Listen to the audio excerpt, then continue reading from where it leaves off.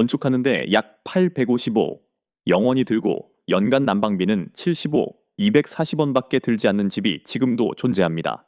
이 집은 10여 년 동안 다양한 형태로 존재해 왔습니다.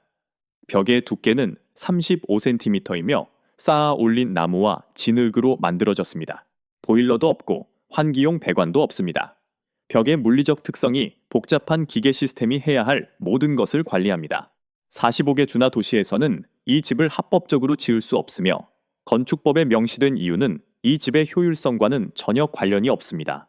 이것은 문서로 기록된 가장 저렴하고 열 효율이 높은 건축 시스템이 어떻게 일반적인 건축 방식에서 법적인 규제에 막히게 되었는지, 누가 그 규칙을 작성했는지, 그들이 강요한 대안으로부터 무엇을 얻었는지, 그리고 이 벽이 50일, 300, 0원짜리 공조 시스템의 성능을 뛰어넘는다는 학회의 연구가 왜 단 한 번도 건축 규정 업데이트에 반영되지 않았는지에 대한 이야기입니다.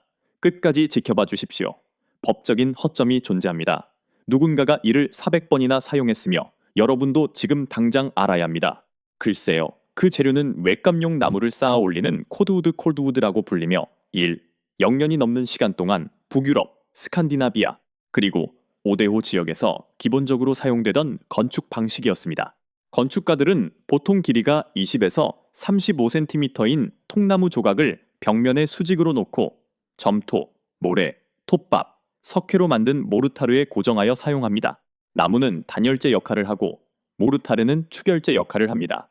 이러한 형태로 지어져 사람들이 계속해서 거주해온 가장 오래된 집은 1875년에 건축되었습니다.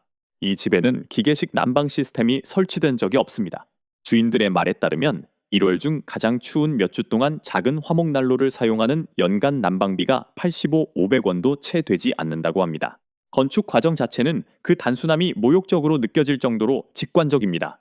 통나무를 일정한 길이로 자르고 1년에서 3년 동안 말린 다음 모르타르를 준비하여 벽을 올립니다. 건축학교에서 문서화한 모르타르의 표준 비율은 부피 기준으로 모래 3, 톱밥 3, 부드럽게 만든 진흙 2, 소석회 1의 비율입니다. 가마나 공장, 특허받은 첨가물도 필요 없습니다. 약 140제곱미터 크기의 완성된 집을 짓는 데 드는 총 재료비는 684, 0원에서 1, 26, 0원 사이입니다. 약 855, 0원이라는 수치는 마케팅을 위한 약속이 아니라 대학 연구 및 건축센터에서 발표한 2019년 건설 현장 일지에 문서화된 건축 예산입니다. 표준에 따라 테스트된 이러한 종류의 벽은 문서화된 25cm 이상의 두께를 가진 모든 주거용 내력 구조물의 최소 기준을 충족하거나 초과합니다. 여러분의 소유지에 있는 흙과 나무는 이미 구조적 품질을 갖춘 무료 건축 자재로 그곳에 자리 잡고 있을지도 모릅니다. 진정한 성능의 장점은 벽의 구성 요소에 있는 것이 아니라 24시간 동안 그 벽 내부에서 온도가 어떻게 변하는지에 있습니다. 35cm 두께의 벽은 전문가들이 말하는 열 지연 터멀 렉을 만들어내는데, 이는 열이나 추위가 외부 표면에 닿는 순간부터 내부로 침투하는 순간까지의 지연을 의미합니다. 이러한 질량을 가진 벽의 경우 그 지연 시간은 10시간에서 14시간 사이입니다. 새벽 3시에 외부 온도가 영하 2도로 떨어질 때 벽은 전날 오후에 흡수했던 열을 여전히 방출하고 있습니다. 학교의 설립자인 로브 로이는 완전히 겨울이 된 2시즌 동안 이러한 구조물 내부의 온도를 모니터링했습니다. 외부 온도는 영하 30도에서 영상 30도까지 다양했습니다. 모니터링된 2번의 겨울 동안 소비된 뗏감의 총량은 연간 약 3.6 입방미터였으며 이는 현재 지역 물가로 약 342, 0원에 해당합니다.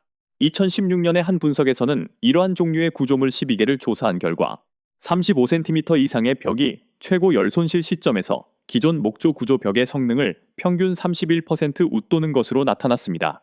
이 연구는 학술 문헌에서 23번이나 인용되었지만 국제주거용 건축법을 업데이트하는 과정에서는 단 한 번도 인용되지 않았습니다. 이러한 억압은 법으로 시작된 것이 아니라 1927년의 누락에서 비롯되었는데, 당시 서해안 건축공무원 회의가 최초의 통일된 건축법을 발표했을 때였습니다. 그 문서에는 목재 및 콘크리트 구조 벽에 대한 상세한 조항이 포함되어 있었습니다. 하지만 이 유형의 벽, 어도비 진흙 벽돌 또는 열 질량이 큰 어떤 벽 시스템에 대한 조항도 포함되어 있지 않았습니다. 법률에 따르면 그러한 누락은 즉각적인 결과를 가져옵니다. 채택된 법규에서 다루지 않는 모든 방법은 대체 방법 승인, 엔지니어링 전문 지식, 실험실 테스트 및 지역 도시 계획국의 공식 서명을 요구합니다. 그 과정의 비용은 엔지니어링 비용으로만 13,680영원에서 42,750영원 사이입니다. 총 재료 예산이 855영원인 건축 방법의 경우 이는 관료적 비용 비율이 약 50대 1에 달하는 것입니다. 법규가 이 기술을 금지한 것은 아니며 단지 법규에 명시된 자재로 건축하는 것보다 이 기술을 사용하여 건축하는 것을 훨씬 더 비싸게 만들었을 뿐입니다. 그 후 1949년에 연방주택국은 주택담보대출보험에 가입할 자격을 얻기 위해 산업용 목재로 지어진 기존 구조물을 요구하는 최소 부동산 기준을 발표했습니다. 표준화된 목재와 콘크리트 블록으로 지어지지 않은 모든 집은 즉각 국가가 보증하는 보험에 가입할 수 없게 되었습니다. 그 보험 없이는 어떤 은행도 더 이상 주택담보대출을 해주지 않았을 것입니다. 의회는 이 결정에 대해 투표한 적이 없습니다. 직원들이 건설업계와 협의하여 문서를 작성했고 법적 효력을 가진 행정조치로 서명했습니다. 1982년 대체벽 시스템을 위한 공식건축위원회에서 이러한 규정들을 추가했습니다. 하지만 열성적인 사람들의 커뮤니티는 이것을 발전이라고 생각했습니다. 그렇지 않았습니다. 새로운 규정은 각 벽 구성에 대해 20, 520, 영원에서 68, 400, 영원의 비용이 드는 표준에 따른 실험실 테스트를 요구했습니다. 해당 요구사항을 작성한 기관에는 시멘트협회, 폼폼 연합, 그리고 단열재 제조업체 협회의 대표들이 차지하는 영구적인 위원회 자리가 포함되어 있었습니다. 이 세 상업기관의 연간 총수입은 약 240억에 달했습니다. 그래서 이것은 위원회 회원 명부에 문서화된 정보입니다. 전국주택건설업자협회는 1968년부터 직접 시공하는 자연건축에 대한 모든 입법 제안을 공식적으로 거부해왔습니다. 그들의 실질적인 두려움은 아주 구체적입니다. 이 기술은 면허를 가진 건축가를 필요로 하지 않습니다. 가족이 855영원어치의 재료와 3주간의 노동만 있으면 건설업자 협회 회원을 고용하지 않고도 구조적으로 튼튼하고 열적으로 우수한 집을 지을 수 있습니다. 이 모든 것에는 어떤 음모도 필요하지 않았습니다. 관련된 모든 당사자가 자신의 재정적 이익만 추구했을 뿐 그 결과가 공익에 부합하는지 의문을 제기하는 사람은 아무도 없었습니다. 글쎄요, 건축자원, 빌딩 리소스의 설립자는 건축법 시스템이 거부했던 것을 문서화하는데 30년을 보냈습니다. 2003년 그는 구조 테스트 결과, 열 성능 데이터, 재료 비용 분석 및 법적 규제 제안을 포함하여 나무와 진흙 건축에 대한 340페이지 분량의 기술 문서를 상무부에 보냈습니다. 부서는 문서를 받았다고 확인했지만 그 이후 아무런 조치도 취하지 않았습니다. 그는 어쨌든 계속해서 건축을 했습니다. 2018년까지 그는 이 0명이 넘는 학생들을 가르쳤습니다.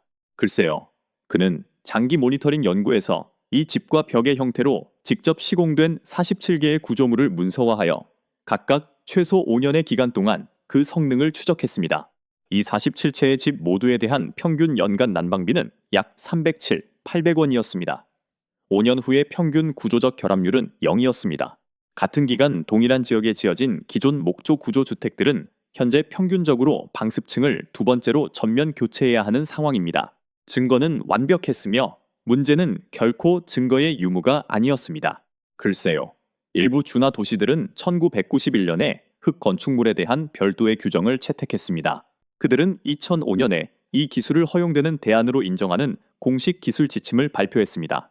2021년에 국제 규정은 코브컵, 흙, 물, 지프로 만든 건축물에 대한 부록을 승인했습니다. 2024년에는 햄크리트에 대한 부록을 추가했습니다. 입법 기관은 이 기술을 향해 나아가기보다는 천천히 비껴가는 방향으로 움직이고 있습니다. 소유자 겸 건축업자에 대한 예외 조항이 바로 법적 허점이 있는 곳입니다.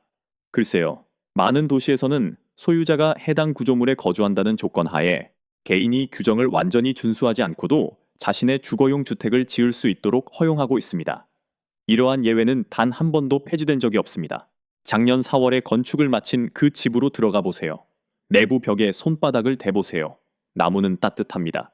인위적으로 가열된 것이 아니라 35cm 두께의 빽빽한 나무와 진흙에서 발산되는 깊은 온기를 내뿜습니다. 내부 공기는 21도이고 외부 온도는 1도입니다. 이 20도의 차이는 오직 쌓아 올린 통나무와 점토 모르타르에 의해서만 유지됩니다. 온도 조절기도 없고 천장에는 아무런 배관도 없습니다. 하지만 만약 여러분이 그러한 입법적 자유가 있는 곳에 살고 있다면 기회는 열려 있습니다. 다른 어떤 곳에 살고 있다면 규정은 더 이상 허락을 기다리지 않는 사람들을 억압하는 수단이 됩니다. 그리고 그들이 세우는 이 벽들은 도로 끝에 있는 목조 주택들이 이미 2번이나 전면적으로 개조된 이후에도 오랫동안 굳건히 서 있을 것입니다. 한 가족과 난방비가 전혀 들지 않는 집 사이를 가로막았던 유일한 장애물은 바로 난방용 보일러를 파는 사람들이 작성한 건축법이었습니다. 이 자료에 대해 어떻게 생각하시는지 말씀해 주시고 이것이 여러분에게 조금이나마 도움이 되었기를 바랍니다. 다음에 또 뵙겠습니다. 구독 잊지 마시고 시청해 주셔서 대단히 감사합니다.